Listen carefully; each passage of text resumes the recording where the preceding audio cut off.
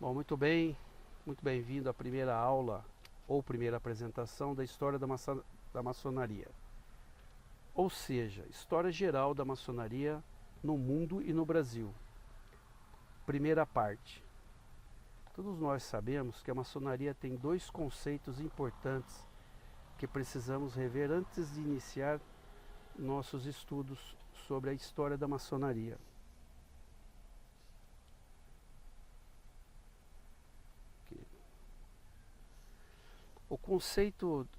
Os conceitos de maçonaria operativa e especulativa, aquela maçonaria dos pedreiros, daqueles que realmente trabalhavam em edificações em pedra, essa é a maçonaria que deu origem à maçonaria que nós conhecemos hoje em dia, essa que nós vivemos. Ela tinha uma moral como meio, então ela funcionava de certa forma como entidade de classe, ou até mesmo um sindicato dos pedreiros, em que eles se reuniam para aprender a trabalhar e para compartilharem suas experiências profissionais. E aprender um código de ética do construtor, do pedreiro, a saber lidar com seus clientes, a saber lidar com seus fornecedores e os seus colegas de trabalho, bem como ter um comportamento correto na sociedade em geral. Essa maçonaria deu origem à maçonaria como conhecemos hoje. Chamamos de maçonaria especulativa.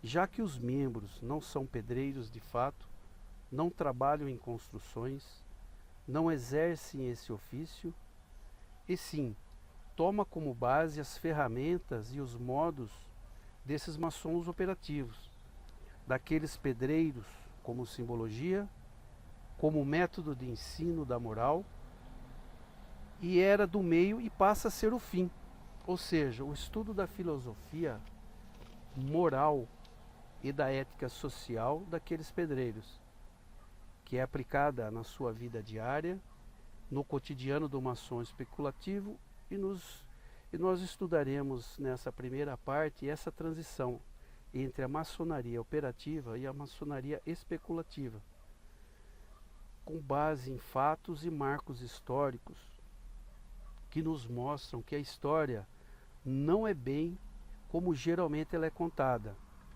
de que houve uma ruptura, houve uma data em que a maçonaria operativa deixou de existir, nascendo uma maçonaria especulativa. Como poderemos ver nessa apresentação, houve uma transição de séculos em que os maçons operativos e especulativos, também chamados maçons aceitos, que somos nós, conviveram entre si nas lojas maçônicas. Até que os maçons operativos, pasmem, foram obrigados a sair da maçonaria. Foram convidados a sair da maçonaria através de um decreto. E quais foram essas consequências dessa saída para a instituição como nós conhecemos hoje? Há diversas teorias da origem da maçonaria. Vamos estudar aqui nessa primeira parte as três teorias mais aceitas e mais comuns entre os maçons e na literatura maçônica de um modo geral. Nós temos a teoria da origem via Templário, a teoria da origem via Rosa Cruz e a teoria da origem das guildas romanas.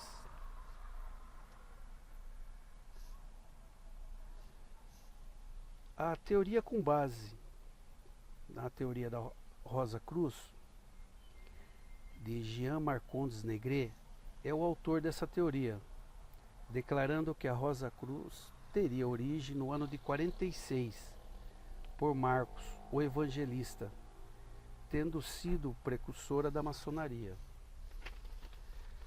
Na verdade, o que nós temos como origem da própria Rosa Cruz, então surgiu na Alemanha no século XVII, que é o Fama e o Confesso Fraternidade, que deram toda a origem à cultura, à tradição Rosa Cruz.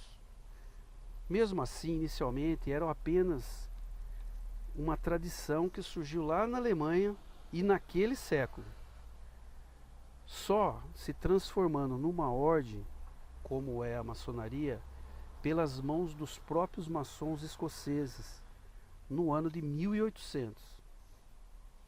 Criaram a primeira ordem Rosa-Cruz, chamada Societas Rosicruciana, dando assim a origem inicial da ordem Rosa-Cruz.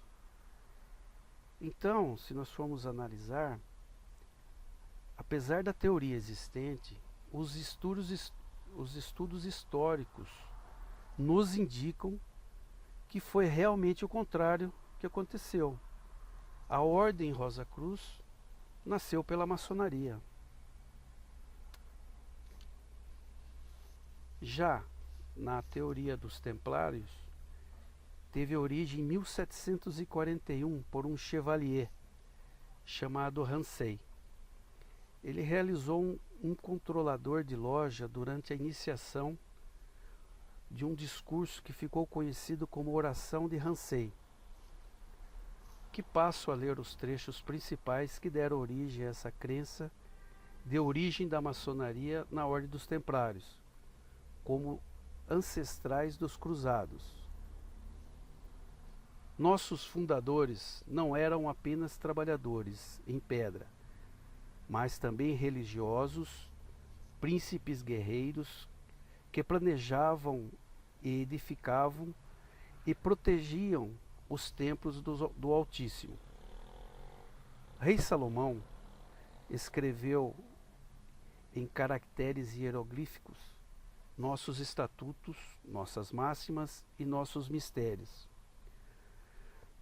Bom, na verdade, esse livro foi perdido até o tempo das cruzadas, onde reis, príncipes e senhores retornaram da Palestina para suas próprias terras e ali estabeleceram diversas lojas.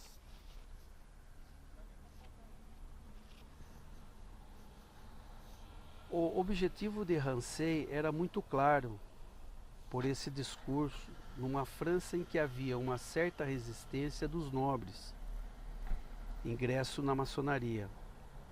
Ramsay, através dessas palavras, desse texto, deu à maçonaria uma origem diversa, dizendo que ela havia surgido por meio das cruzadas, em que reis, príncipes, nobres tinham ido até a Palestina para defender os peregrinos e cristãos na Terra Santa, e teriam encontrado nas ruínas do Templo de Salomão um conhecimento oculto e que precisava ser resgatado, e que havia chegado até a maçonaria, e que tinha assumido a missão de resguardar e preservar esse conhecimento salomônico, dando assim um aspecto mais cavalheiresco, mais nobre do que aqueles passados de uma maçonaria vindo de pedreiros, podendo assim atrair o interesse de intelectuais e nobres que quisessem fazer parte do tipo de ligação na maçonaria com as ordens de cavalaria, como foi a Ordem dos Templários.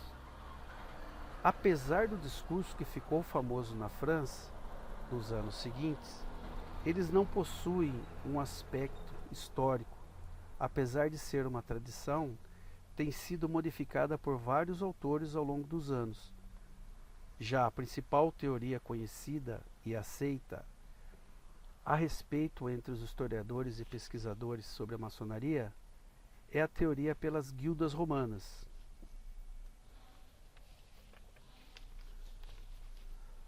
O Império Romano dominava a Inglaterra e a Escócia a partir do século I até pelo menos o meio do século XV.